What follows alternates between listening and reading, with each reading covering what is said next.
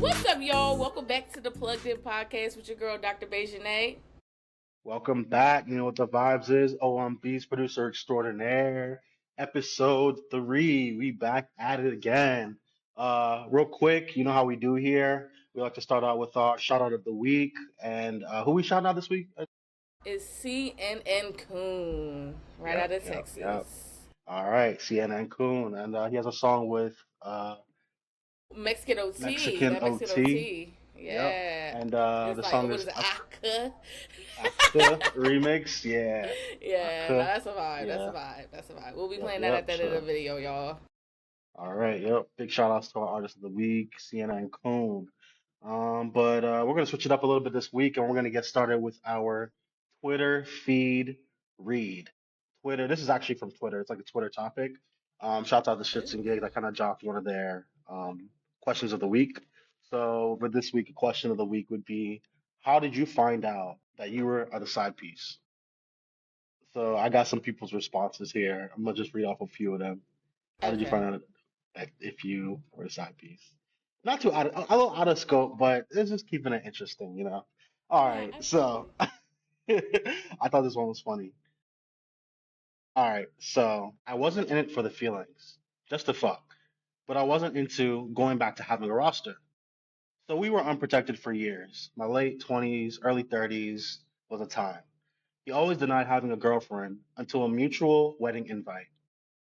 I called him and pressed him, and he said he finally admitted it. I told him he's cut as my friends with benefits, and for a month or so, the man boohooed on my phone daily at my doorsteps, made scenes, and tried to get back in with good graces with me. Still, it's been 10 years, and if I call, he'll be at my house in 10 minutes. I know I got that killer between my legs. With great power comes with great responsibility. So yeah, it'd be like Talk that. So that. sometimes you be with somebody, and then all of a sudden you see wedding pictures on their page, this, that, and the other. They getting married. It's like, what's going on? So it's just like it'd be like that. So I'm gonna read another one real quick. Fix the audio real quick. Can you hear me? Yeah, fiction. I can hear you now. Yeah. So says luckily I've never been a side piece, but my friend did find out that she was a side piece after she found out her boyfriend was actually her coworker's husband. She found out at their baby shower. Oh Yeah. my. Yeah. Wait, say It's that a again. mess. Hold on. The coworker was messing with So the. yeah, so her friend did find out that she was a side piece after she found out her boyfriend was actually her coworker's husband. She found out at their baby shower. That is crazy work. Yeah. So imagine walking in, you're like, oh yeah, baby shower. Yeah. I was just with you last night. What you mean? You having a baby? What do Hey you mean yo. by that? What do you mean Hey by yo. that? I got a couple more, and then we can move on. So, next one. I walked into her crib. This is from a guy's perspective. I walked into her crib expecting romance and saw a calendar marked main man every day, and then a smaller note that read Dreadhead Tuesday and Thursdays if he bring food. And so he asked, so am I the Tuesday? So the guy asked, so am I the Taco Tuesday or the Thursday pizza guy? She just laughed and said both, actually. Yeah. So that's a bit messy, man. That's kind of crazy. Yo. I'm not gonna lie. Yeah, it's a hard no life out here, honestly. Okay, I got like two more, and then we can call it. Nigga tried to rob me, and he had the custom sweater that the girl I was seeing took from my closet 2 weeks ago. I asked him, and he said his wife gave it to him. Then when he realized what happened, he beat me up. Okay. Very, very messy. Very messy. Very messy, very messy. But yeah, that's all I got for this week. This week's stuff was all right. I kind of had like problems finding interesting, compelling stuff to read for our audience, but No, we'll that try sounds again next good. time. Yeah. No, I like Okay, that. that's That was enough of good. that. Yeah, All no, let's right. tap back in. All Yep. right, so So we we're tapping moving. into our news topics of the week. You want to kick us off with the news topic, honestly? Yeah, sure. So Like the biggest one, like everybody is like raving and talking about, of course, is yeah, the Diddy. The real main one is that Diddy trial, everything going on with that. So yeah, we're gonna start off with Diddy trial. Long story short, Diddy beat uh, most of his cases, the ones that mattered at least, that would send him away for a long time. He was only charged with 2 counts of prostitution. These charges can carry some time, but it just depends on how lenient the judge wants to be. So it might be time served, whatever that means. I think that's just like they kind of just say, okay, you do this community service and then you're good and you're on house arrest for this amount of time. And yeah, basically, because he was in jail for some time, right? Like he was locked up Yeah, for he a been in amount of time jail. already. Yeah, Yeah, he so was. yeah, so I guess that's what the time served means. But yeah, count one for Diddy Combs' verdict. Count one, racketeering conspiracy, not guilty. Count two for sex trafficking, not guilty. Count three, transportation to engage in prostitution, guilty. Count four, sex trafficking, not guilty. And count five, transportation to engage in prostitution, guilty. So I guess that's basically because he like basically like arranged for sex workers to come see him and his girl, Cassie at the time, or maybe flew someone out. I guess that would count as transportation. The law is very Yeah. finicky and not made for us to understand. So they could just kind of come up with all these charges and stuff. Some of them probably true. Most of them are probably true, but Yeah. sometimes the court of law doesn't always serve as what it's supposed to be. Sometimes it can be who has the best lawyer, who has the best reputation. So who knows? We need a process, and that's the due process. So that's what came out of it. And just Yeah. on the side, yeah. I mean, you got any thoughts on that?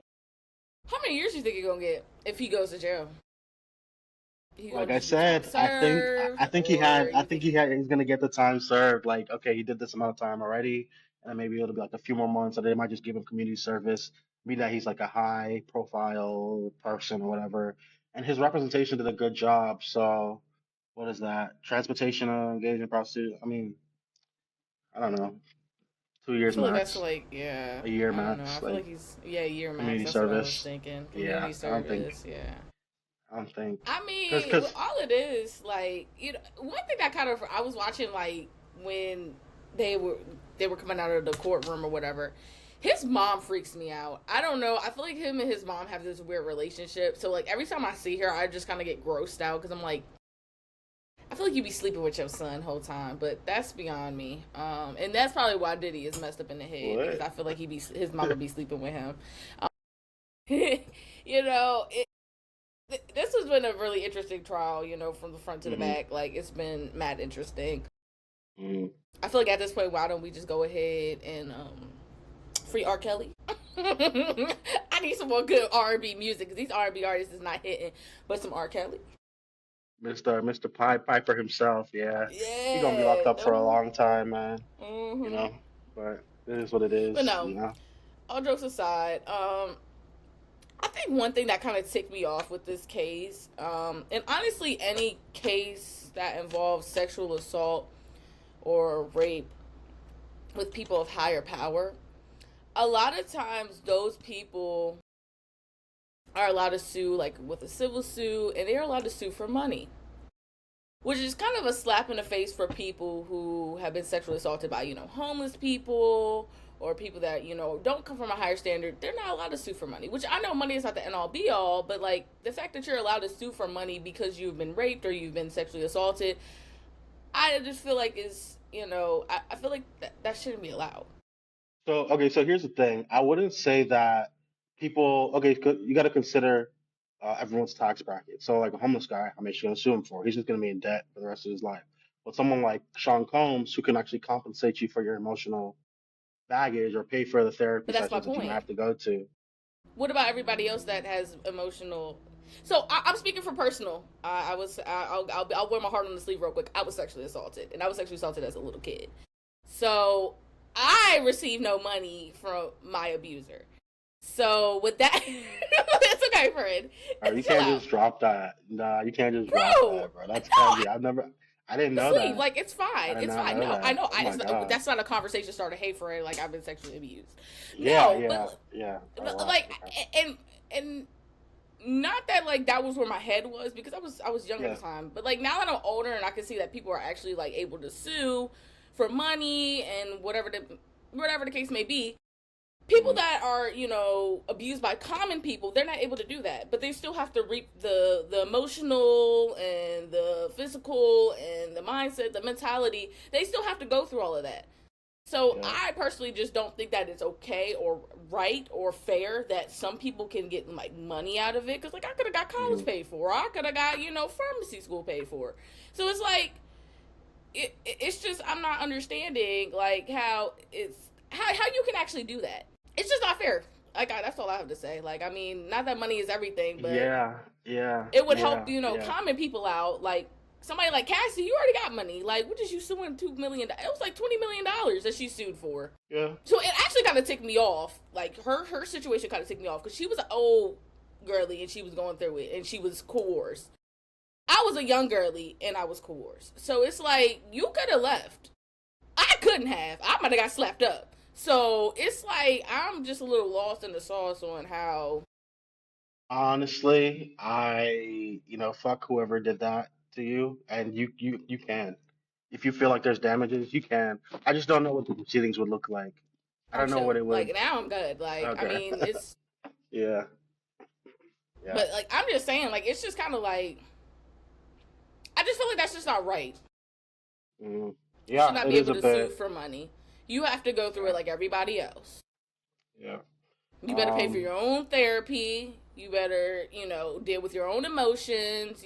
That's all on you. Like, you should not be able to get money behind it. That is like the one thing that kind of ticked me off with the whole KayCyy situation. Yeah. No, it wasn't right, and it's not right. The only difference is just the caliber, I guess, of individual. It's not right, I guess, and there should be equal something for everyone. But yeah, I would say if anything has ever happened to you or anybody else, I definitely urge you to speak up. Yeah, definitely speak up, guys. Like, definitely speak up. It is. But yeah. Just in a segue to the next topic, similar to relating to the Diddy trial and everything.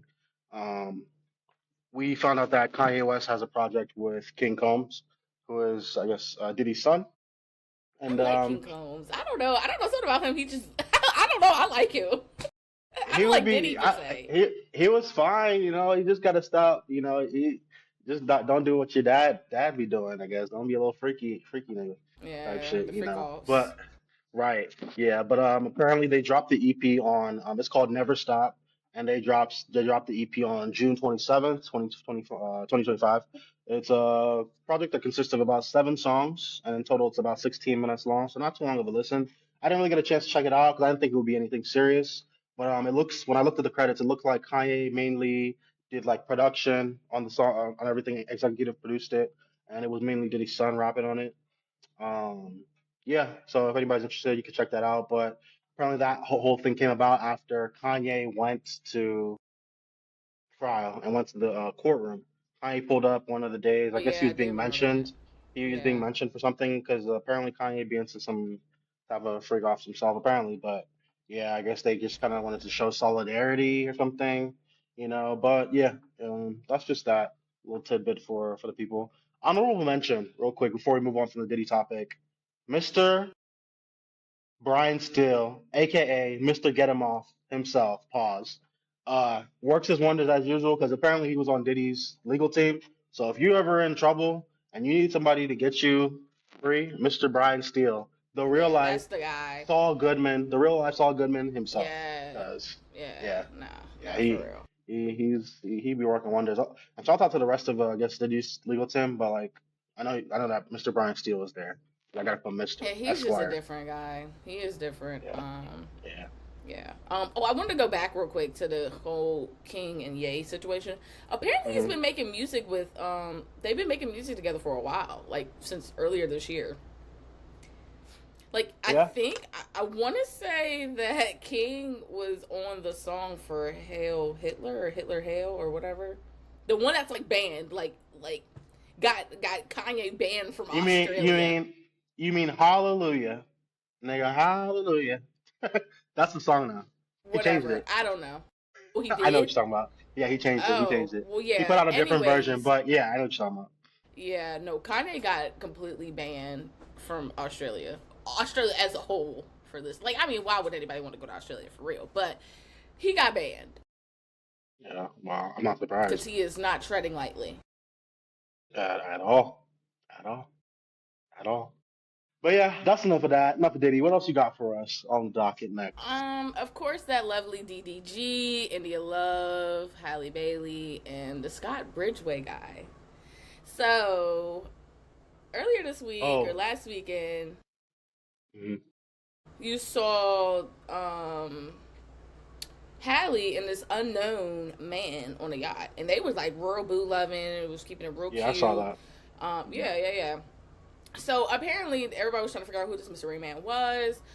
He's a producer. He's worked with like Kendrick. He's worked with Fabio and the Migos. So he's like a well-known producer.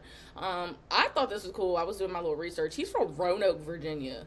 So that's actually really Roanoke? cool. That's He's like from Roanoke, 40 Virginia. minutes from me. Oh, I Yeah. doxed myself. Oops. Yeah. No, it's a lot longer than 40 minutes from you. Okay, like an hour, Yeah, 2 hours or something. Virginia's yeah. big. It's down Hmm. Virginia. Yeah. Um, so they've been boo loving, keeping it cute. That was cute. I think he's actually kind of handsome. It's also rumored that DDG and India Love are dating. For those that don't know who India Love is, she made her big Dating. break. Yeah, I don't know. They was just kind of like flirting. Maybe they're just kind of messing around. I don't really know.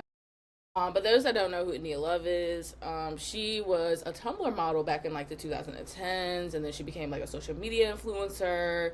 And she was like probably one of the pioneer social media influencers. As of now, she now has like brand deals. So she works with Savage Fenty, with Rihanna, and she also works with Pretty Little Thing, which is like another clothing line for girlies. But this whole situation between DDG and Halle has been like blowing me, honestly. Like, I honestly have started to feel kind of bad for DDG, in a way, because I feel like the whole, not only is this like going on with Halle and him, but it's also going on with Halle, him in the courts, and then you got social media who's bashing him, and I just like, honestly at this point, like, I'm just kind of feeling bad. I mean, these situations, the guy's always going to be seen as a bad person, no matter what happened. I think DGG maybe wasn't the best. I don't really know.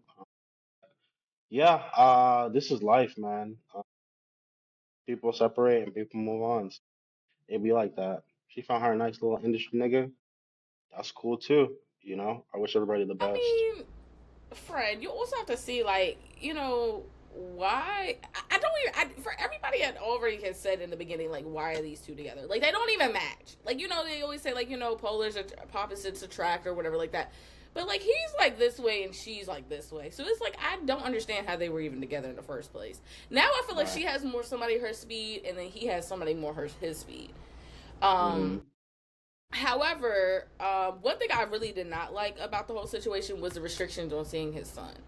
Now, when you have someone that wants to be a present father and you're making it hard for him to be a present father, which granted, I don't really know what's going on. So I was saying somebody that like actually wants to be a present father, which I might be speaking out the side of my ass because I don't know exactly, if DDG has kind of like been, I guess a little messy with Halle and just trying to stalk her and just kind of be creepy. But like somebody that really wants to be present as a dad, you should let them be a dad. The amount of people that don't have dads in this world, like, come on now. Like, let him try to be some sort of a father. Like, I understand, like, you're in Italy, like, you're trying to film something. Maybe you just don't trust him. I do feel like putting your kid on social media is a lot. Like, don't do that all the time, which I do feel like DDG does do that. He, like, and I feel like that's anybody with, I've noticed that from a male's perspective. If the baby lives with its mom, and this is like the celebrity realm, then every time it goes with the dad, it's always on social media. Like, the dad always has to post it. Which, granted, like, you want to make it look like you're a good father, but we if you know that you're a good father, then you know that you're a good father. You don't have to post it on social media for validation from us common people. Like, we don't need to validate you on saying that you're a good father. I feel like I feel like he is a good dad, honestly. I feel like another thing that kind of makes me feel bad for him is the whole poop emoji situation. I don't know if you saw that. If you search, you did. It's not funny. Like, that's so sad. Like, all of this, it's like people are bullying him. Like, this is how people end up self-harming themselves. That's why I said we have to be kind to people. I feel bad for him. I feel like I'm the only one that's team Daryl Dwayne Granberry Jr. aka Wasn't he just the villain the other day? Like, literally, people were like, "Oh yeah." What was he the villain for? What? For what? Remember they were saying he hit her? Look, just see how quickly people move on. Just a couple of weeks ago, they were like, yeah, he slapped or somebody slapped or he put hands on somebody, something like that. Some type of, I don't mean to misinform, but yeah, they were definitely just calling him out for like getting physical with her allegedly, and then he said, oh, she got physical with him. Right? Am I tripping? I don't know if that's true or not, but my thing is, I understand that whole situation, but if you place hands on a nigga, expect to get placed hands back. Because why did you put your hands on him in the first place and knowing damn well he cannot hit you back? That's simple, like, elementary school rules. Like, if you put your hands on someone, they're going to probably put their hands on you back. I mean, yeah, for sure. Honestly, I just feel like the guy is always going to kind of be villainized. It just always happens that way. It doesn't matter what the situation. The guy's always going to be villainized, especially with these celebrities who have like cult followings ish. It's always going to be something like that. Oh, the Little Mermaid. Oh wow, deadbeat boyfriend. See what happened to Jonathan Majors? Wasn't he innocent? They about to call him back to Disney. Same thing with Johnny Depp. He was accused by his Amber Heard lady, and it wasn't true. It all came out to not be true, and he was initially probably like villainized. Disney punished him. They're like, yeah, no, we're not working with you. You beat women. All these things that aren't true, just so, I just say that to say that the guy's always going to be villainized. I just think it's celebrity shit, You see them, everybody's rooting for them 1 second, and then it's like, oh, they broke up, okay. Now it's like, let's fight. Like, but I feel like nobody ever rooted for DGG. Because in the beginning, I wasn't rooting for him. I wasn't rooting for her either, because I don't really care for her either. But, like, I wasn't rooting for anybody, to be honest. But now I feel like I'm more on DDG side because I feel bad for him. Because I'm like, Jesus. Like, I mean, how many slaps in the face are you going to take? Like, and then the poop emoji thing, he was beefing somebody. I think, like, another streamer. Because DDG's he's more of a streamer than a rapper nowadays. He raps, sure, but, like, he's more of, like, a streaming His last album, his last project was solid. That was solid. Yeah? Yeah, it was solid. Really like, low-key no skips. Like, actually, it was solid. Yeah. I feel bad for him, moral of the story. Best of luck to him. Best of luck to Scott. Yeah, I will be praying for him and his. Yeah, I'll be praying for him. Although, I mean, I hope Hallie is happy with him. Like I said, he seemed like a real handsome dude. They was really boo loving on the yacht, so she seemed to be having fun. Yeah. All right. So what else we got? So as of yesterday, this is part 2 of some BS that went down in 2021. The girl Sabrina Peterson accused T.I. and Tiny for sex trafficking and somehow involving their son King. I don't know how King is involved and why he would be involved. But for those that don't know, Sabrina Peterson was a former friend of T.I. and Tiny. She's also an entrepreneur of like some company. I don't really know what the company is. She was also the same lady, if y'all remember back in 2021, that tried to sue T.I. and Tiny for defamation, invasion of privacy, and emotional distress. She also claims that T.I. pointed a pew-pew at her in front of her kids. Anywho, that lawsuit got dismissed in 2023, and then also like completely went to an end this year. Because of the lawsuit not getting paid. I guess like the court fees weren't getting paid, the lawyers weren't getting paid, so it just kind of got dropped. T.I. actually is countersuing her as of right now. It's kind of going on, but now she's claiming that the couple has drugged and coerced multiple women into having sex with them. She says she has proof, claiming that all of this happened via DMs, which I feel like you can get anybody to say anything for a couple bucks. But she said it's several women that have reached out to her saying that they were sex trafficked or coerced by T.I. and Tiny. She also stated that Shekinah Joe, which is a former hairstylist of Tiny, also a couple of the friend of the couple, She also was on Love and Hip Hop Atlanta as a cast member. She was the one that helped recruited these women. So she denies all allegations. I think I remember her crying on live, like back in 2021, saying that she had nothing to do with it. But there's no charges yet that has been filed. To be honest, I think it's kind of some sort of BS. I feel like she lost this one suit, so now she's bringing up another suit against them. I feel like it has something to do of a pretty bad fallout that they've probably had. T.I., Tiny, maybe they were in some sort of relationship. Like I said, people in Hollywood are kind of weird, so they kind of do those 3-ways, and they don't really clear the ground on like who's doing what, or the relationship didn't work out. So honestly, I feel like she's a little bitter, especially since she's already like kind of tried this already. It's all also kind of strange how all of this came out after the Diddy situation. Well, you gotta understand, a lot of these people, I don't mean to speak in like for everybody, but yeah, like if people are gonna come accused with a case or without a case, they know that sometimes the person is so famous that the amount of money they have to pay for lawyers is more that they would end up paying out in the long run. So people will just settle, just pay the person $100,000, even though they're not guilty. So this lady might be going for a cash grab. I don't know if that's the situation, but sometimes these things do happen. People in Hollywood are susceptible to sexual freedom and or degeneracy, however you want to put that. But they can have whatever they want. They got all this money. It gets boring after some time, so they just got to spice it up. Some couples will go bring a third person in and to spice up the marriage. Same thing. It's just that these people are in the limelight, not to justify anything. I don't know if anybody was trafficked, and I think we also need to define more clearly in the day and age of social media what trafficking looks like, because people get flown out, given an AP, given $3,000, and sent home. Does that mean you were trafficked? They're there willingly, so we just got to kind of delineate and know what is going on. But if she was trafficked, then I hope she gets the justice that she deserves. Now, I don't know necessarily that she was trafficked. I'm assuming she was too, but I don't know. I don't know how you really traffic in the state that you, like, if y'all are friends, how are you trafficked? There's like you were friends with them. Yeah, like I said, it just depends, because sometimes the court of law can be, I won't say a clown show, but anything can happen. Because you can bring in, this girl could have been friends with them, had a relationship, they had an understanding, and then all of a sudden, they had a misunderstanding, and now she was trafficked. So in the court of law, you can look at it one way, where it's like, oh yeah, you were definitely, and it just comes now down to who can defend the case better. I feel like sometimes that's what it comes down to. So, like I said, if anyone was trafficked, though, I hope they do. Yeah. But it can get iffy. It can get messy, especially today. I just feel like it's BS. I feel like she lost the case and now she's trying to get back at it. But we'll move on from that. I feel like, I'm not a judge. I'm not a lawyer. Right. But I will speak my shit, and I feel like that's just BS, Okay. That's that.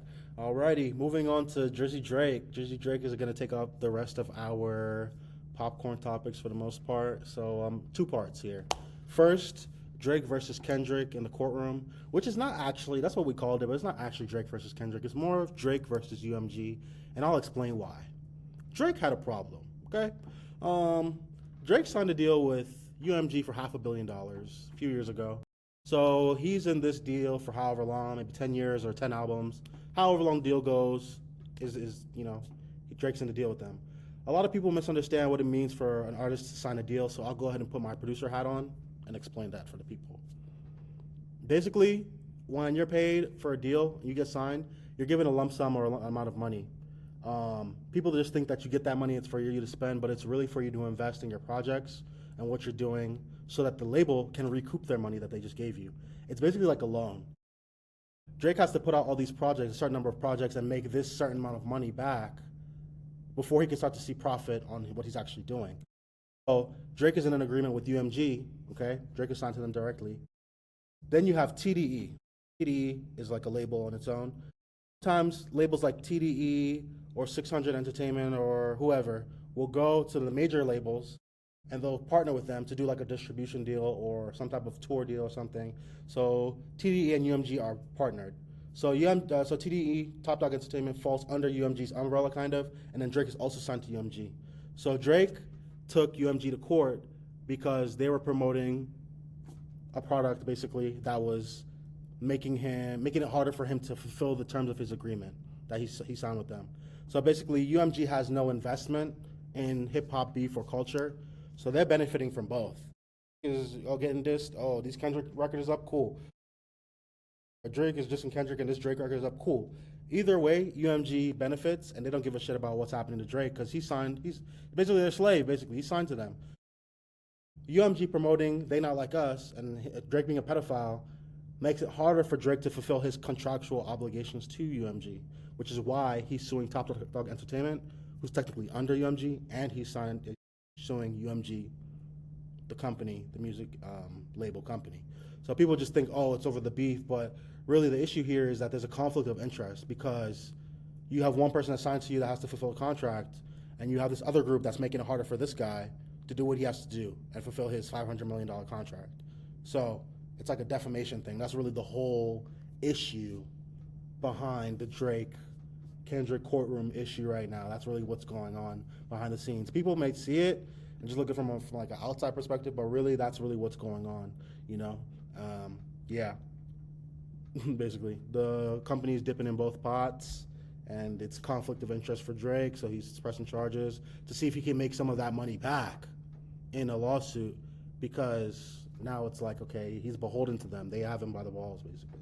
That's really what's going on with that. I don't know. What are your thoughts? First of all, record labels are grimy. I feel like that's a reason why a lot of people go independent as an artist, just because they don't want to have to deal. I mean, I feel like the best scenario or best thing that we could look at is the 360 deal that Cash Money, Young Money, and their artists had. Like, that was probably the worst thing I had ever seen.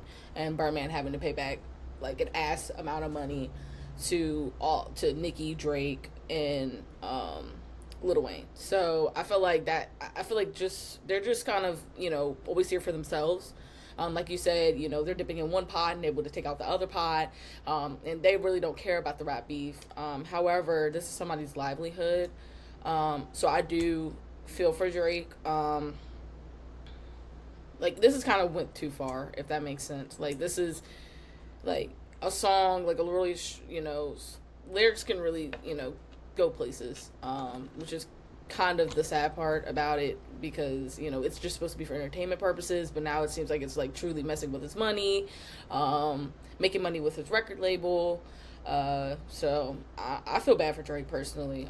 I'm a huge Drake fan, so yeah, for sure. I mean, I like Drake. It gets tricky because there's the business side of it, which people don't know about. People aren't hip to the contractual obligations that Drake is required to fill. And then there's the culture aspect of it. If you're going beef, let's make it a beef and let's make it good. I think this beef was interesting, and man, that boy Drake got it. That "They Not Like Us" record, to this day, to this day, it's still going up. But then from the legal aspect, I understand, because it's a business, and that's what people forget. It's a business, and Drake is a businessman, and he's a good one at that. So he knows exactly what's what and what's not really supposed to be. So it becomes tricky. He looks like, he's the bad guy and all of this. He's da-da-da, but I get it. Trying to be in the industry, you have to understand the business side of it too. So I get it, but the streets might not. And that's just gonna a common person really wouldn't understand the fact that it has something to do with the business side. Yeah, the consumer doesn't care. No, the consumer doesn't care. I mean, the regular Joe Smo on the street now. I don't know if you saw this, but there are also some RICO claims in this that they were using like bots to like stream and manipulate them song. So like bots were listening to the song. Yeah, like I don't know how it was related to a RICO, but I was on. I don't know.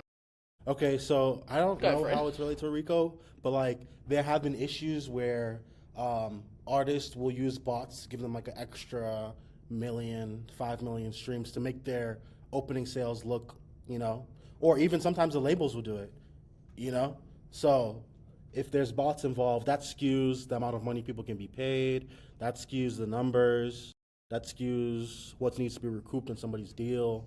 So it kind of messes things up. I don't know how that's a RICO, but if you're running a criminal enterprise where you're using bots to boost sales, which is not really real sales, and it's skewing the numbers, I don't know how that would go with like a RICO, because there's no I thought Ricos were always like gang, criminal enterprise, well thought out, this, that, and the other. But yeah, that's gonna be that. I don't know. I don't know, but Yeah, but just moving on to part two of that thing, of the whole Drake, Kendrick. So I don't know how much this is related. Janae, you were saying this is kind of related, but Drake streamed last night as of, or to this morning around 12 a.m. He did a Yeah. stream on his social media, and he was driving. He's basically just driving through the streets of Toronto to like kind of promote his song. The song is called "What Did I Miss," and he's basically promoting his upcoming project Iceman. So pretty much during the stream for like a few minutes, you see an empty warehouse. It looks like a warehouse, and then eventually after like 5 minutes, you see Drake walk by, and he starts to like get to work. Basically, he's wearing like a worker's uniform, and then it pans to another scene. You see it's like an ice factory. Okay, Iceman, something going on there. And then he's like cutting ice at one point. He's sharpening up the ice, making it look real nice. Doing, you know, a little play on the Iceman thing, I guess. He's working in an ice factory. He's driving around an ice truck. It's the Iceman truck all throughout Toronto while he's streaming. And people are there. Like they realize, oh, okay, Drake's doing something. You know, he's on their little like I won't say Times Square, but they have a place where they have like a big billboard. He was like streaming it directly to there. So just building up hype for his project, I guess, until he was confronted at the end by some fans. And then all of a sudden he gets his like Toronto gangster on. What you want to do, big man? Eh? I'm just like, hey, yo. cool. All right, you know, cool. But yeah. So and then that was that. So I guess he's just trying to build up hype. You were saying that it's related to the Kendrick thing, though. Yeah, apparently, like the song has something to do with like kind of just sharing his emotions about like and.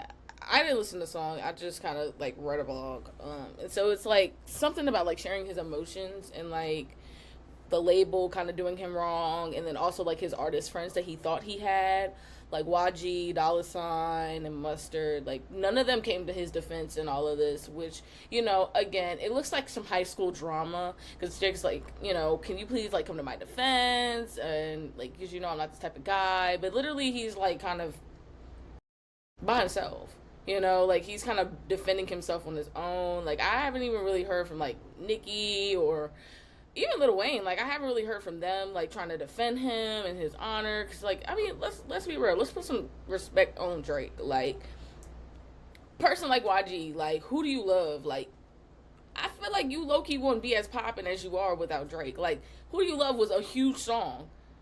Like let's put a little bit of respect like on his name. Hey, like. Look. Hey, when somebody make a song with Drake, it go viral. Yeah, Drake, like, let's be real. Cosign, that's it. Yeah, you gone. Like, come on now. Like, let's put some respect on this guy's name. Yeah, I mean Drake. It's one thing I can quote. I don't know where the quote came from, but it's definitely lonely at the top, and also he who heavy is the head that wears the crown. Drake is technically the top guy, so like, you know, it can be lonely at that place, and maybe relationships that he thought he had are not the same. And then you also have to consider culture too.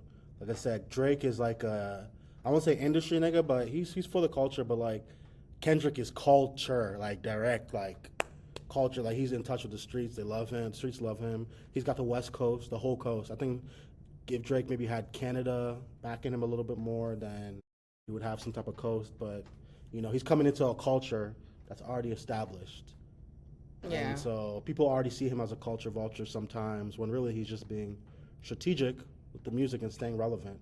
But Kendrick kind of had that backing, I would say. So it's tricky because it becomes a West Coast and no coast thing, you know.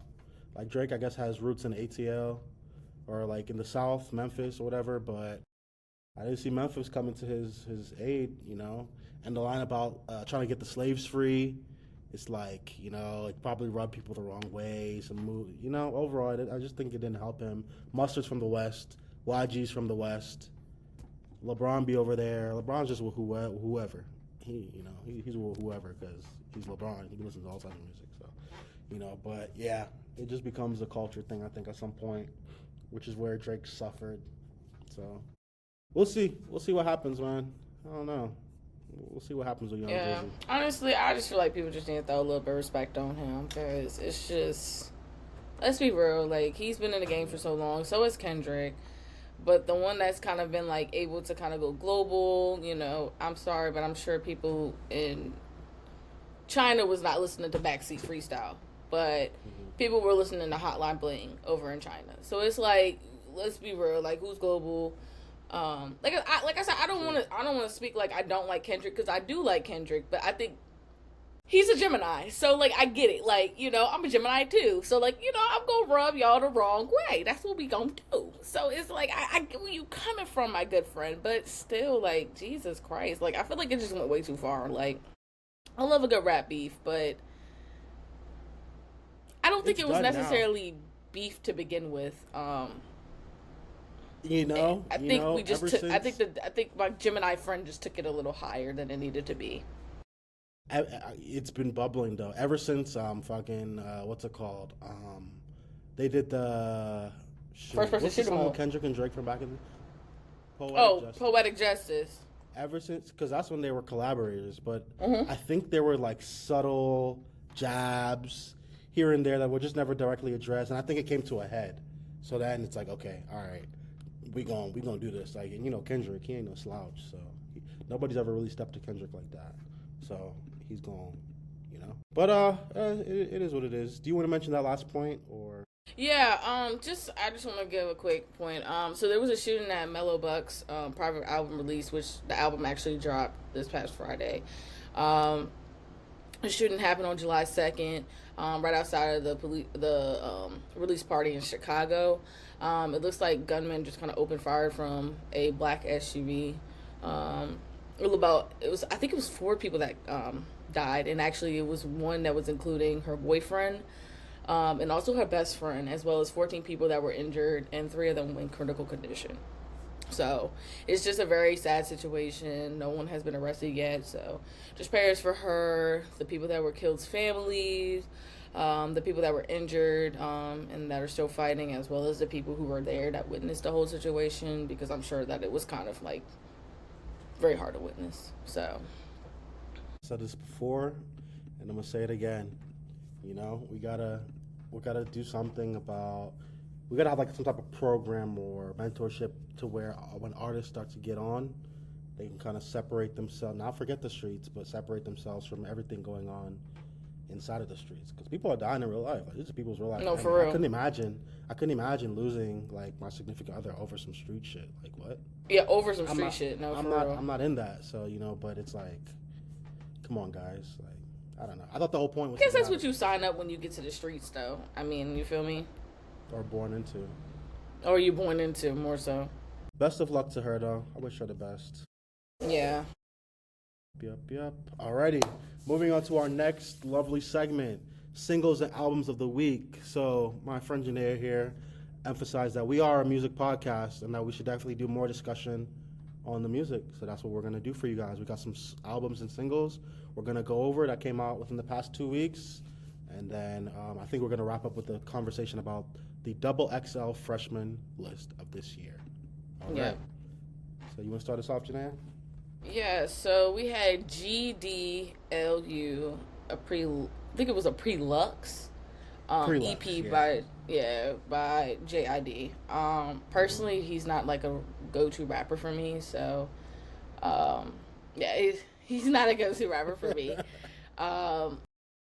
So, but it was cool. Like, I mean, you know, I feel like when you drop stuff like this, you also gotta keep in mind, like, you need to come hard. You need to come correct.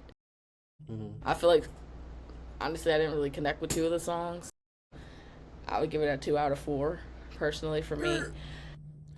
I think my favorite song. What would that be? Out of 10, what would that be? Sorry. Out of 10. Yeah. I did out of 10. That would just be like times 2. I give it a 6. It was okay. Like, it wasn't horrible. I think my favorite song was No Better. I'm a really big Yachty fan, so that was a vibe. Like, that song was a whole vibe. And I like the song with Eminem. That was cool, too. So I was thinking it's on Animals Part 2 or Animals or something like that. That one was chill. Okay, I have a few comments. I really analyzed this. So, Yeah, so I don't have them by name, but song one, obviously first song. I like how it started. I like the breakdown of the sample because if you notice, they really play the sample and then they kind of show you how they sample it and then they drop the beat. I thought that was super cool and creative. Jid started off slow, but he picked up more into the song, and he started going crazy at like the middle and the end. So he finished strong, and it was like a beat change in there. I like that too. So just for me, I'm listening, trying to be entertained, see something different as a producer. I thought that was really cool. It was a nice song. It wasn't like oh my gosh, but it was a cool song. Now the song with Yachty. First of all, Yachty. I won't say he bullied him, but like Yachty was all over. No, I said that. I think he carried the song, bro. He carried the song. He carried it. Like as of like maybe I think when he started his label, like as of that point, like Yachty was always cool, but like the boy's been rapping now. The boy's been giving. No, he been rapping like, nowadays. He been rapping. Yeah, I agree. Rapping. I'm like, okay, I see. I you. agree. I see what you're doing. Yeah. For sure. Mad respect to him. He did his thing. I felt like the second song, the beat was like real mysterious, like almost like if Scooby-Doo was like mobbing and jugging in the streets, on some real like evil nighttime shit. Like it was like real mysterious, but like dark. Yeah. So I was fucking with that. But yeah. Jid's part was cool too, but like it's like Yachty bodied that first. He set the bar high for that first song, and then he now ended it on a strong note too. Jid did his thing, and then I'm just like, yeah. It's a good little song there. First, the single, number 3, song 3.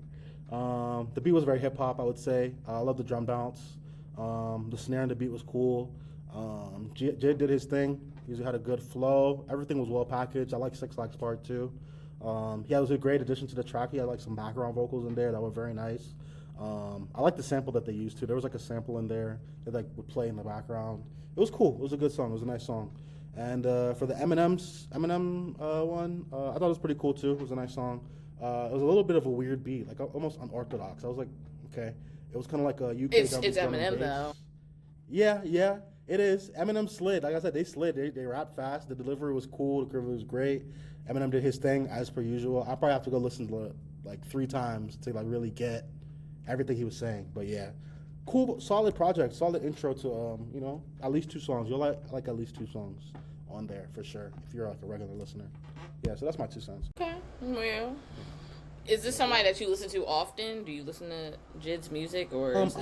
I'm a fan of Jid because I remember when he first got signed to like Dreamville, and he's interesting. Like he's just an interesting rapper. He sounds different. The beats he picks are different. The way he goes on the beats are different. He's not just coming to like fill in space and waste time. I like what he does.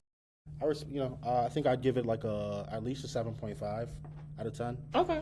7.5 all right. out of 10. All right. But this is just a prelude. Okay.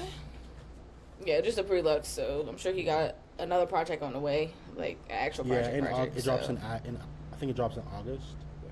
Oh, okay, cool. All right, yeah. Well, I'll definitely take a listen to it for sure. Yeah. Laser Dim. Okay, Laser Dim. Sins Aloud by Laser Dim. Yeah, so he's one of the new XXL freshmen. To be honest with him, I feel like he raps like he has marbles in his mouth. Which I want everybody to understand. Like, we come from an era of mumble rap, so like I get the whole like kind of mumbling on the beat, but like literally like baby, we cannot understand you. Like you literally it's like rocks in your mouth. What's going on there? And I'm not talking diamonds. I'm talking about like literal rocks in your mouth. Some of the songs he wasn't rapping on beat, which I can get by with that. Some of the rappers, they just don't rap on beat. That's cool, whatever. But I feel like all of the songs are like that. And I was starting to think maybe I was just a little too old to be kicking it with his music. Maybe that's just kind of where I'm at. But I feel like he could use some features because there was no features on this album. So maybe that could help him reach a bigger audience because I think him by himself, I just wasn't a fan. I feel like if he had somebody else on the beat that kind of slid with him a little bit, even with somebody else from the XXL freestyle, he could have been like, partnered with, just to kind of get his, his feet off the ground, especially since you just had this platform as a XXL freestyle, class member. I feel like this album wasn't giving, you should have been in the classroom. I mean, you're from Georgia, so I feel like he could like connect with somebody in Georgia to maybe get him, you know. He is. Yeah, he's from Georgia. I don't know I don't know where he is. It's not Atlanta, and I don't know how far he is from Atlanta. It's something that starts with a C. But he is from Georgia. I feel like he has potential, but he just kind of need maybe somebody to kind of take him underneath his wing. Mm-hmm. I feel like he could be, you know, he could be good at some point of his life. I just feel like he's just not there yet. Could be.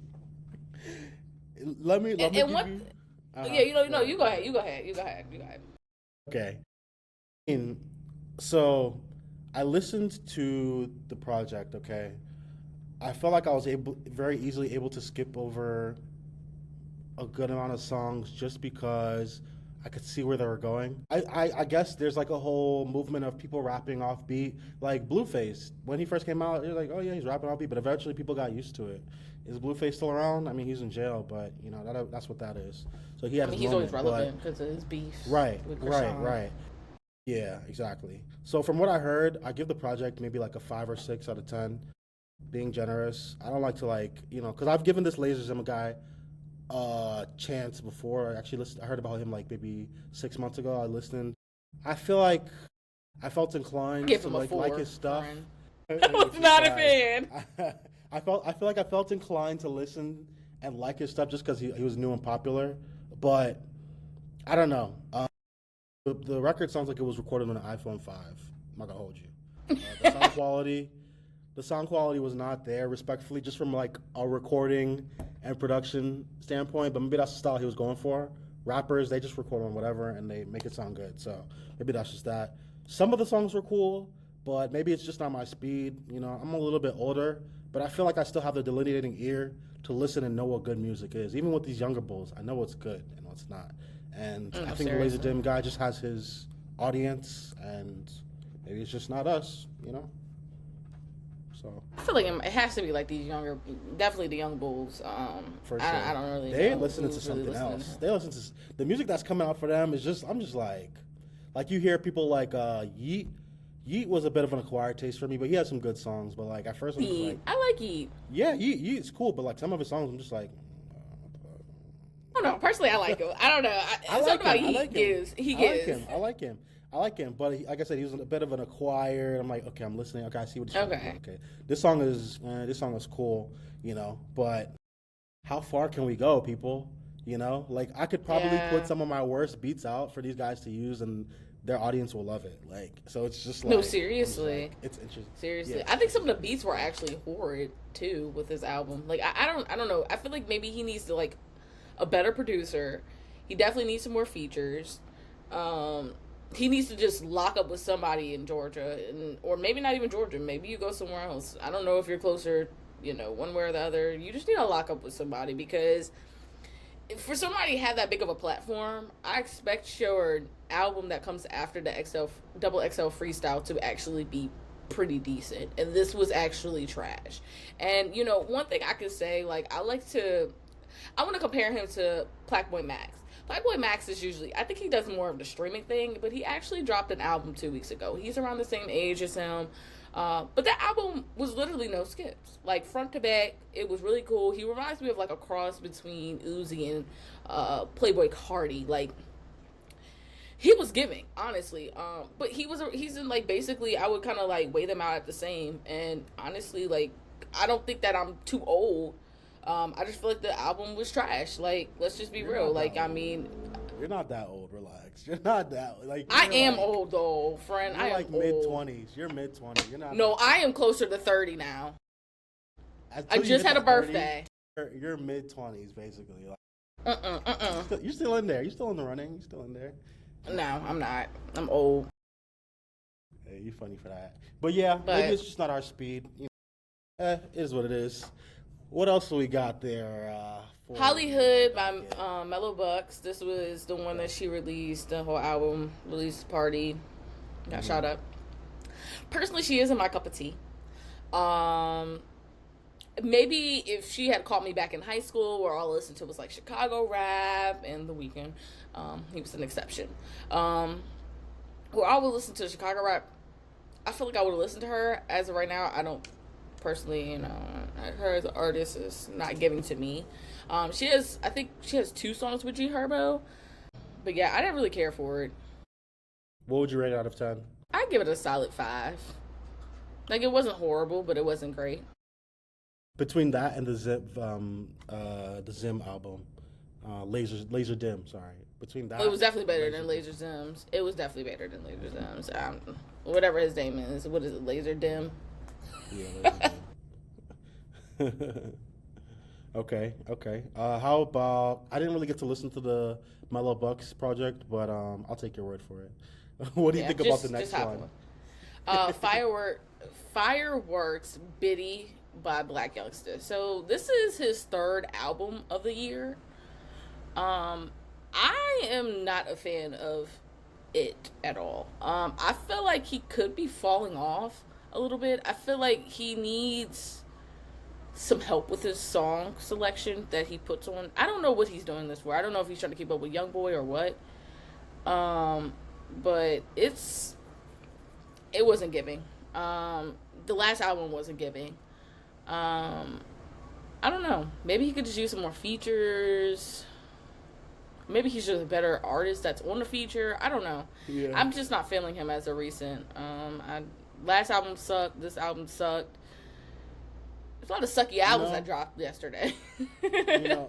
Some people need that executive producer to help them put the albums together, because it's not easy to put together a solid album body of work. Why do you think Kendrick takes so long to put together his shit, but he's getting Grammys every time? It takes 3 years for an album, but it's for a reason. Some of these guys just hop in the studio, maybe they're drunk, they're high. I don't know if that's the case for this guy, but you said he's good on features, he's good on singles, but the albums, it's not. He hasn't been on a feature in a while. Yeah. Like when he raps with like Moneybagg Yo, like it would be like chill. He's from Memphis, so like maybe he could find somebody out of Memphis to kind of help him. I don't really know that Moneybagg Yo is like an actual producer type or that can executively produce his album. I don't know who really can help him. Executive I don't know who in just Memphis. Executive producer is just like somebody that's there and is gonna be like, okay, we need to add horns to this, or this should not go on the album, or this should go on the album. Hey, we need to do this. This album is crap. We need to scrap it and do it again. That's what an executive producer is gonna do. I don't think there's anybody out of Memphis that could do that. Honestly, I don't think that anybody in Memphis. Out of 10, what'd you say? Like a 2. Oh, geez. Like a 2. Like it was trash. Like it was like the last album was like a 2 too. Like it was trash. Like it's just music. It's just not. It's not no sustenance. It's music. Like it's something to put on your radio. All right, moving on to the next project. I actually did get a chance to listen to this one. I wish I got through all of it because I feel like my perspective is going to be a little bit limited because I don't know what the second half of the album sounded like. But I'm not too familiar with Trade the Truth, but I like the vocal quality was there. The production was there. The songs were well recorded, engineered, and mixed. A lot of the songs seem to have like real deep and meaningful meanings, like a real message in there that he was trying to convey, which I can appreciate. It's like a lot of songs that you can sit back and smoke to, and like real laid back vibes, like real like introspective hood anthem, and then some of them were like like hip hop boom bap type of rap. I liked it though. Strong intro, excellent transition into the next song. I like the intro. Second song was good too. Good energy. All of the songs were nice, honestly. The fourth song was really uplifting and inspiring type of vibe, and then the fifth song was like a nice chill vibe. That's like about as far as I got through the album. But good vibes overall. I liked it. Good body of work. So a little bit of history on him. He's from Houston. Okay. I want to say he's a little older. I want to say he's like in his 40s. Yeah, that's what I thought. So that's where you get that delivery of like sustenance when he raps, the deepness. So like he's kind of been doing this for a while. And I like the Houston rappers, to be honest. I feel like they just have a lot to bring. I like their style. I love his unique rap voice. Like it's actually like it's cut. Like it's a cut voice. I feel like due to the fact that like I feel like millennials can really like fill out this album. I'm a Gen Z, so like this wasn't my cup of tea. Like some of the songs by Trade the Truth I do like. This album just wasn't for me. But I do appreciate him. And I feel like a lot of the millennials would appreciate this album, to be honest. I'm not calling you old Hey, friend, y'all, but y'all be. You know, I hate the like delineation sidebar, and I agree with your take. Sidebar, I hate the delineation between Gen Z and millennial because it makes it seem like we're like so far apart when like literally I think millennials ended in '96 and Gen Z starts. So it's like there's some people that are still like in that '90s bracket, but they just call them something else. So it makes it seem like there's this big situation separation. But I think it's like it's actually like maybe ages 17 up until that cutoff of 1995 or 6. So, yeah, just because you're like a few years younger than me. Sidebar. Anyway, back to the back to the conversation. yeah. I'm not old, but yeah, for sure. Tread the Truth. Nice project there, and we'll go ahead and listen to the rest of that if we get a chance. Okay, so moving on to the singles. For this week, we have a couple that came out within the past week or week and a half. So we're just gonna go over those. I'm gonna start us off with the "Pray for the Gang" by A$AP Rocky and KayCyy. First of all, KayCyy, who is he signed to? I know he's like, is he like with Kanye? I feel like he's with Kanye. He's in that space somewhere. Anyway, real cool guy, real cool vibes. You know, I liked him on this song. I liked A$AP on this song. It was a good vibe. I give it a 7.5 out of 10. Had a good bounce, good drums, nice musical sounds, beautiful chords, and a good delivery on both parts, honestly. I was a tiny bit surprised that A$AP Rocky still got it. Just because he's been on the dad thing. He's been out the music scene for a while, but it's A$AP. So, like, people like his sound before. I don't see what would have changed. You know, but yeah, they showed up. They showed out. Okay. It's, you know, I guess I have like a standard of what I'm expecting A$AP Rocky to come. Like, I miss that old A$AP Rocky music. Like, At Long Last, A$AP, Long Live A$AP. Like, I'm expecting that A$AP. And I don't think that we're ever going to get that. Even Testing, like, I'll even take that. But I don't think we're ever going to get that again. Like, I feel like we were in a different day and age. He made music that was kind of, you know, street. You know, he also was part of A$AP Mom, so he had like kind of more of an influence on him. I'm just waiting for a song like that to come out by him. I think we're done like, though. I think we're done with it. Like, with A$AP that type of whole... A$AP Rocky, honestly. We probably won't get much music from him because she don't want to drop no music. Right. I think Rihanna's rubbing off on him a little bit. And like even before that, A$AP's been on his fashion thing. So he's like diversifying what it is he can do. Huh? No. Yeah, he's diversifying what it is that he can like do, you know what I mean? As a rapper, as he should, but he's been heavy into the fashion, designing, whatever he's doing in fashion. You know, he's doing something in fashion and people love him, you know? He be walking, designing stuff, creative I do like him in directions. fashion though. Yeah, like he's a fashion dude. I guess he can do the fashion thing, you know. I but mean, we he had a love whole him for song, the music, Fashion Color. too. There you go. Yeah, we missed that A$AP from back in the day, but let's see, you know. He seems like he's in a position where he can drop and people will still pay attention. So let's see what comes. Yeah, he is like that. Sorry, y'all. I'm trying to plug in my laptop. There we go. I can just edit that out. But yeah. So moving on to the next song, we got a song called "Tree" by Chance the Rapper. You know, Lil Wayne and friend, I Smino. actually liked it. Yeah. Okay. I like that song. I don't really like Chance the Rapper. I think I came to that. I came to that conclusion about like 2 or 3 years ago. I was like, you know, I keep giving this man a chance, and he's not my type of rap. Like, I don't know. Maybe it's just his flow. I just don't like. But I did like the melody. The melody was from NDRE's song video. So I did like that. I caught that like the first time I had listened to it, and I was like, oh, this is kind of cool. But it's another chill song that we can listen to. Put it on the ganja playlist, you know. Yeah. I would say I enjoyed the song too. It had a catchy melody, some nice warm guitars. I didn't know there was a sample in there from India. Yeah. So that was cool. Mm-hmm. Yeah.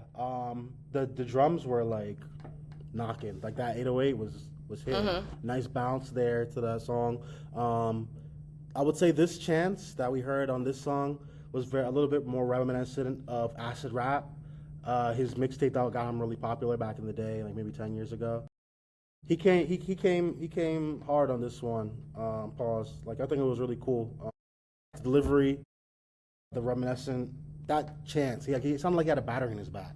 His prior mixtape was like cool, but this song was like really good for him, like kind of making his re-entry to everything.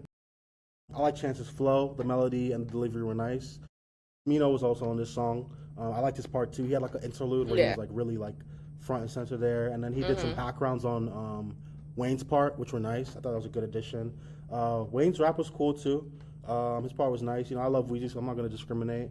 Not like verse of the year, but you know, it was still nice. I still enjoyed it. Yeah, no. I wanted to really highlight the topic of the song. I don't know if a lot of people. I mean, I'm sure the song is called Tree, but Chance is really highlighting something very interesting happening because with all this legalization of marijuana going on, you know, who's going to benefit from it? The government, because they can now tax it. But now all these hood brothers and sisters and black people of color, all from all walks, it's like, how are they going to benefit from it when they're the whole proponents and responsible for a lot of its popularization? Yeah. You know? And I guess there's a medical aspect, sure, but it's like, okay, what about us? You know, like, who's really benefiting?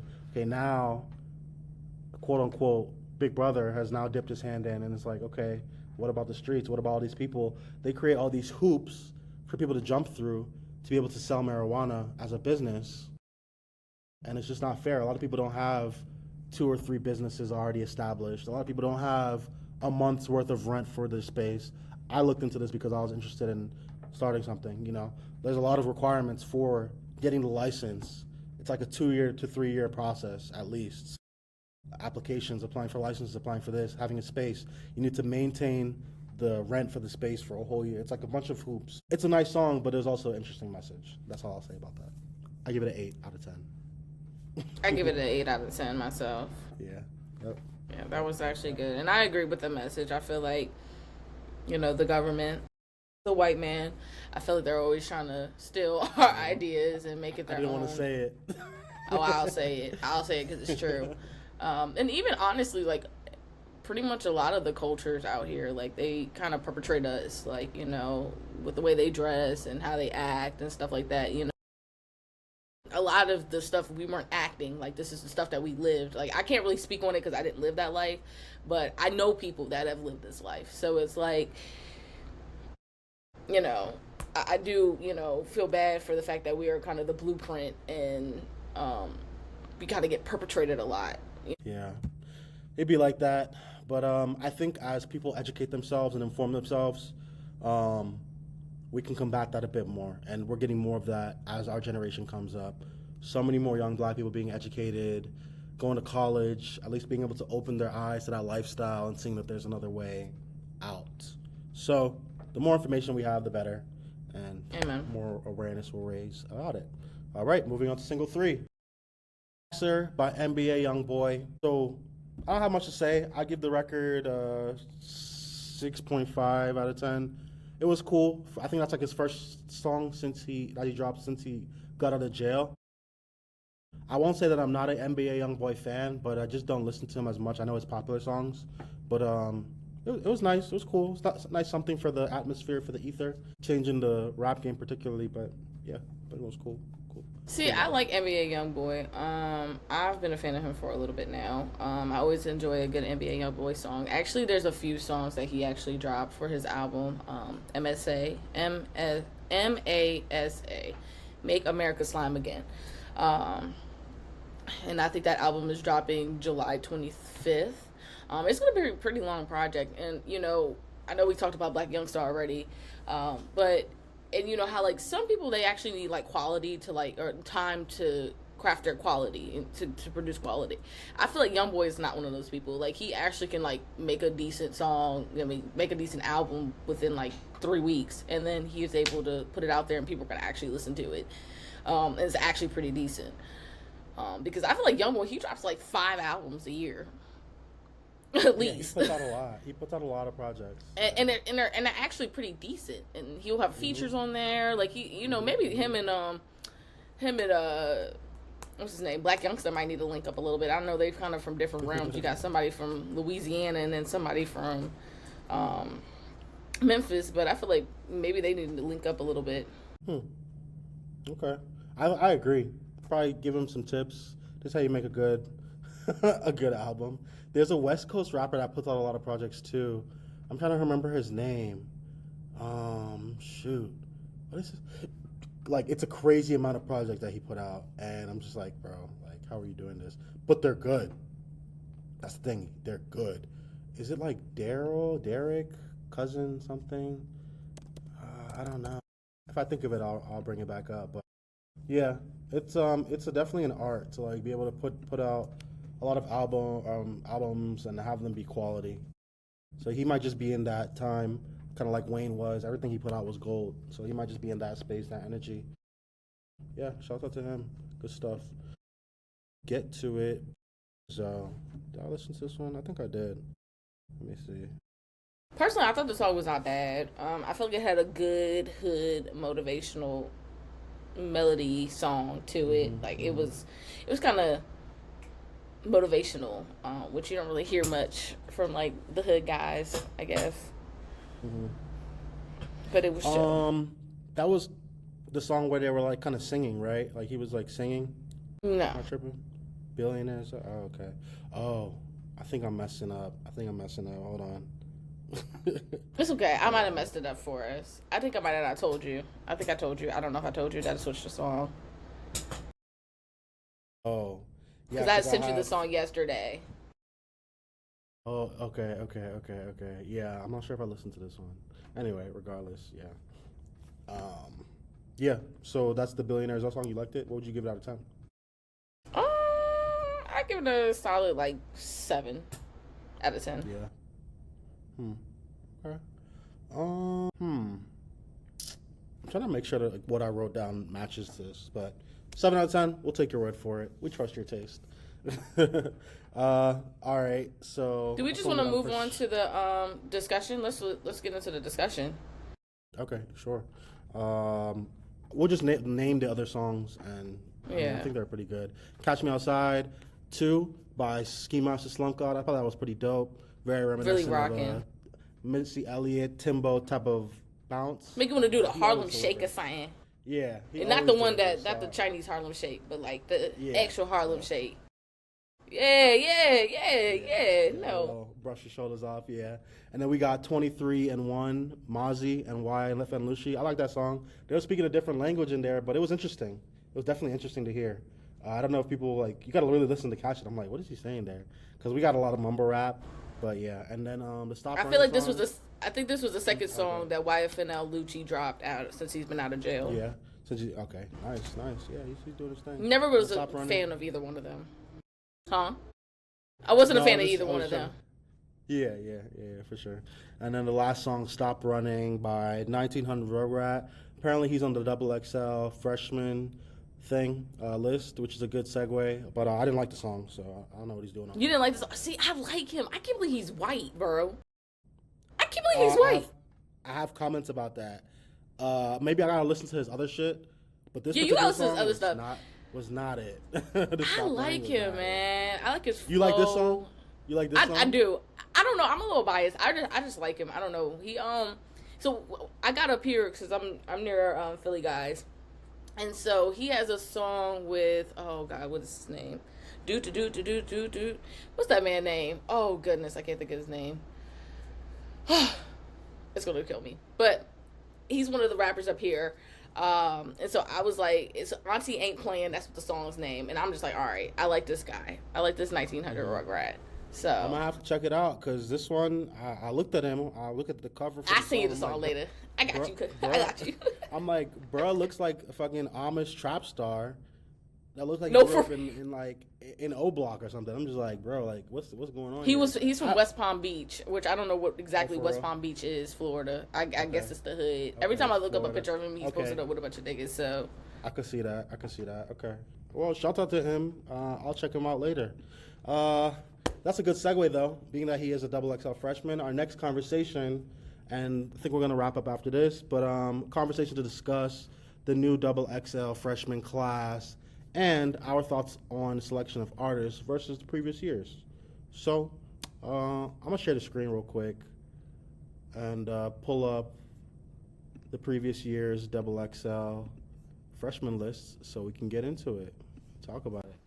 What do you think? Just for reference, background noise there. We'll just have that up. So this year's list, we got. You wanna talk about it? Who we got on this year's list? Personally, I don't really know half these people, but we got Rayvon. Right. We got Baby Chief Do It. We got EEM Triplin. We got that 1900 Rugrat. Samara Sin. Ian. We got Jello. Lo Shmoney. We got Laser Dim 700. YTB Fat. Nino Paid. And EBK Jabo, which I think he's in jail. He was rapping from the jail cell, which I did like that. I think he I low-key think he rolled with God, now I'm drawing blanks of people's names. My guy, what's his name? He's in jail now too. Oh, Jesus Christ, it's gonna drive me. Go ahead, friend. I'll come up with the name. No, it's all good. But yeah, Rayvon, never heard of him. Baby Chief Do It, never heard of him. EEM Triplin, never heard of him. Heard of the 1900 guy. I think I've heard of Samara Sin. I feel like I have one of her songs on my playlist. Ian, for sure. Ain't no way you're going to miss that white boy. Jello does not belong on this list. Ian, who's Ian? Wait a minute. Hold on, we'll come back to him. K-Flock. That's the guy that I think he runs with. K-Flock. Yeah, okay. Free him.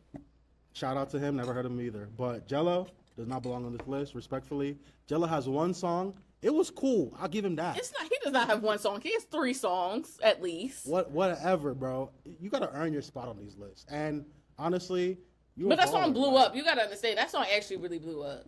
It was being performed at like NBA games.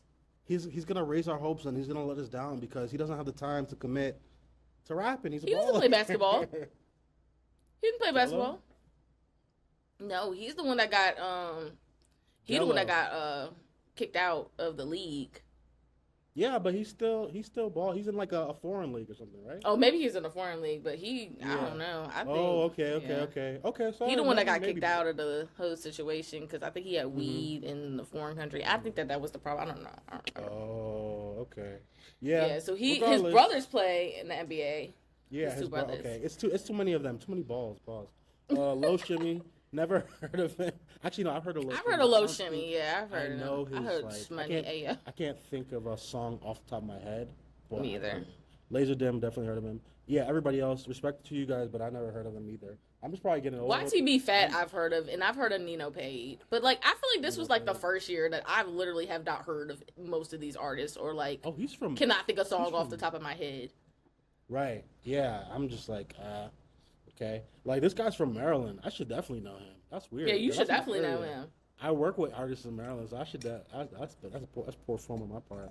But yeah, compared to the last year, I know this guy. At least they each have one song that's okay.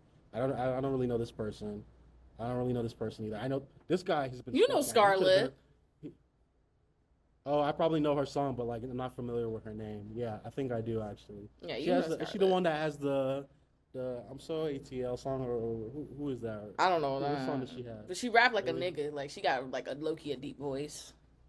Right. And then Huncho, this guy, I got hip to him at the barbershop, and he's Future, except toxicity times 10. He got that Future vibe, but he's cool. I fuck with Huncho. If you never listened to him, check him out. No, I listen to Huncho, but I don't know. I don't. Yeah. I guess mindset-wise, he's Future, but he's not Future. Yeah, Future he's not exactly. Yeah, he was reminiscent. He's in that Future space. You know what I mean? Yeah. Yeah. Full bats. Definitely, he had that one song. Hopefully, we hear more from him. I heard he got signed to OVO. You know how that go. Yeah. Yeah, niggas go to OVO. You know how that shit go. You know how that shit go.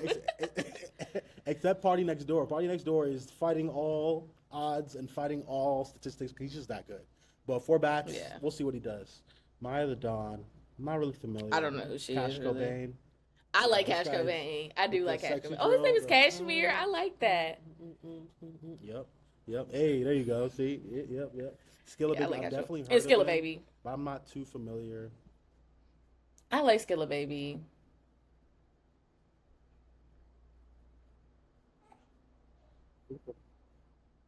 But like honestly, like years, I feel like the best year, let's be real, was definitely 2016. Like that year was definitely everybody was sliding. Like, I think that's when I like actually really start paying attention to the double XL. But that year, that Wait, was which it. year? Like 2016. 2016, my guy. You know something? I was observing, and like, honestly, a lot of these people, like on these lists, like are still around. But this 2016 year, all of these guys are still going hard. This guy, crazy. This guy, a staple. Staple. He's. I don't really listen to him like that, but he's definitely in it. This guy has diversified so much. He raps I still. don't But know he's why. doing Where did TV his show go? Exactly. I think it was He on had a Netflix. I show. don't really know if it got renewed yet. This guy definitely still going hard. Kodak Black. All of these guys, like Pray for Kodak Black. intentional picks. Intentional picks. No, For this was sure. that was like front to back, like Yeah. good as Yeah. hell. Yep. Even the year Honestly, after, even the year before that. Yep. Fetty Wap. Yep. Rory. This guy had a moment. I don't know what happened to him, but I hope I he's don't doing really well. know. Kid. Never heard of this guy. Never I've heard of this Kid guy. Kid, OG Mac. yeah. Okay. He on Wayne This label. guy. Oh. Oh, rest in really? peace, OG Mako. Yeah. Is that bitch? You guessed it. Mm-hmm. You was right. Yeah, shout out to him. He had a good Yeah. Rest RIP in to him. peace. Shy Glizzy, still doing the thing from the DMV. Fuck I with feel him. like somebody said that like the really shit about him. It was like he just came out in the wrong time. I don't know if I said that before, but I Who, Shy definitely Glizzy? agree. Mm-hmm. Because I feel like he could be like so much like I don't know. I miss the vibes from Shy Glizzy. Yeah, he had like some moments where he was kind of like okay, bubbling, and I don't know, he just didn't quite take off. But he's there. He's Yeah. still there. KayCyy. KayCyy. You know this guy's like a crypto billionaire or something crazy like that. He got into I could believe Bitcoin that. early. He got into Bitcoin I could early. believe Some of that. these guys really be using their head and like That's using their good. resources That's to good. yeah. Vince That's good. Staples. Let me see. Yeah, this guy's funny. He has a TV show too. He's still around. Yeah, Vince Staples. Tink. Yeah. A lot of people Yeah. sleep on Tink, but she's super talented. Super No, talented. she is. Yeah, I agree. Yeah. And then, And then Gold Link. I love me a good Gold Link. I didn't know he was from DC. Okay. Yep, DMV. Him and Shy Glizzy, DMV guys. I knew Shy Glizzy was from DMV, but I didn't know that Gold Link was. So that's cool. I like that. Okay.